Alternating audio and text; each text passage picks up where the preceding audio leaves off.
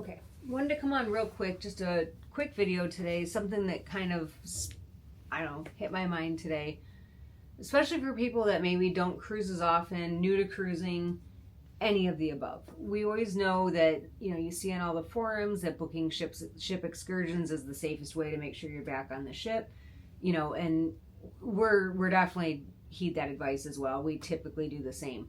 But what happens when you're in a port that you didn't get a ship excursion for? Maybe they were sold out. They were sold out a lot on our personal sailing, so we're kind of figuring this out. And we're visiting a whole bunch of new ports that we've never been to before, and we don't have excursions booked. So here's some of the tips that I think we have that we've found makes you feel a little safer about being someplace. You're in a foreign country, you don't really know where you're at. How do you get there safe? So Dennis, what's one of the things that we look for right off the bat when we're stepping off in a new port? So the first thing that I noticed this on one of our cruises back in 2018. In fact, it was in St. Martin.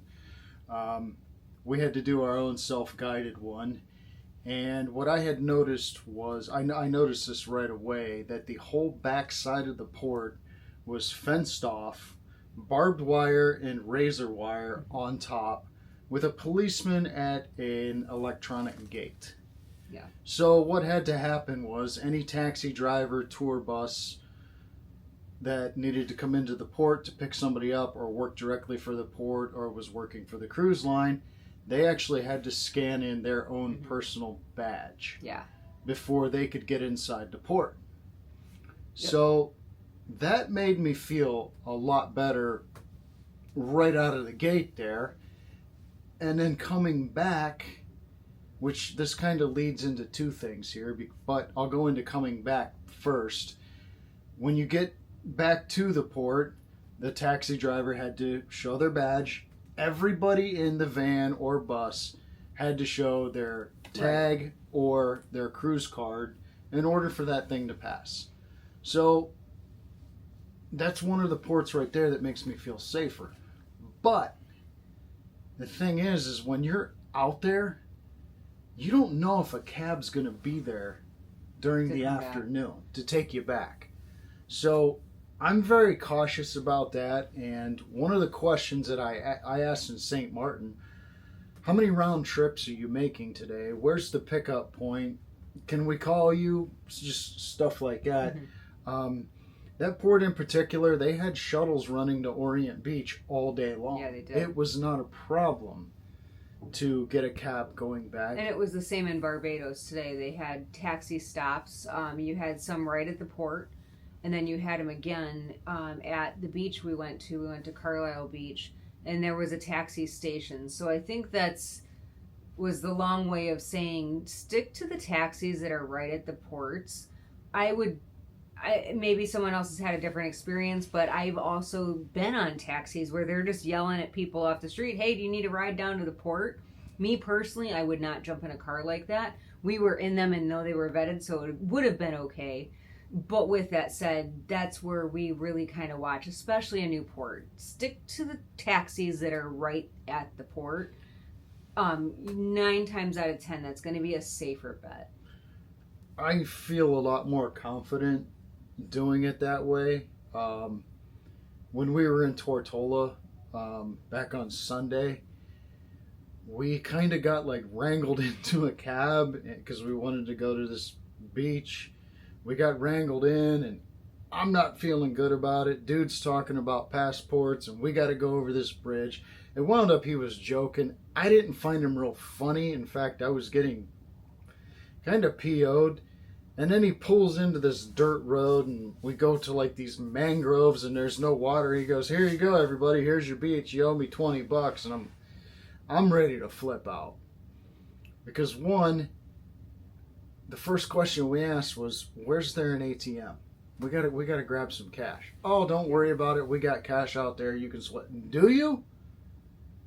Well, that's what I was nervous on that one. Right, I was trying to make this a short video, and that was what the second tip was going to be: is get some cash, get some smaller bills, so you can pay really quick. the taxis. We learned a tip in Barbados today that they're having a problem with U.S. $20 bills, counterfeit. They're claiming they're counterfeit. They won't wanted accept 5 and 20. 10s, so just have some smaller bills, have cash. Use the taxis that are inside those ports. They're more vetted. But yes, like we were at in Tortola, we weren't really comfortable. And it was kind of scary. And just so you know, everyone, it's always somebody's cousin's beach that you're going to. Unless these people have a lot of cousins. I'm taking you to my cousin's bar or what have you. You're going to hear that a lot. Just know your surroundings. Keep an eye open. Know your surroundings. Don't get into a strange car. Make sure it does say taxi on it. Make sure they are inside the port. Places like Cozumel, you're not really inside the port. Those cars are very well marked. The day resorts, they have the phone numbers to the cabs, or they have the cabs sitting there.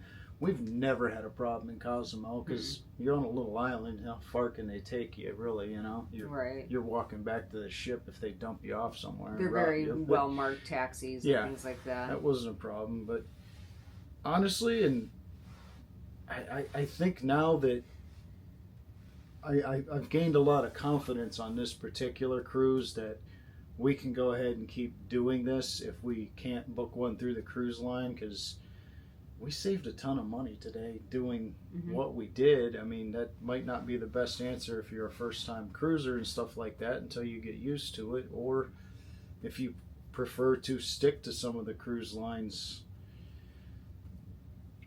tours and stuff like that. Yeah, I'm not knocking the cruise line or anything, but yeah, we probably saved about half, honestly, and it was still a great time. So there are other options out there for you. Just, again, be very mindful. Know your surroundings and kind of search it ahead of time. Go on Google, look it up. Where's the beach is where we want to go. Know the names of the beach. But you know what? That reminds me.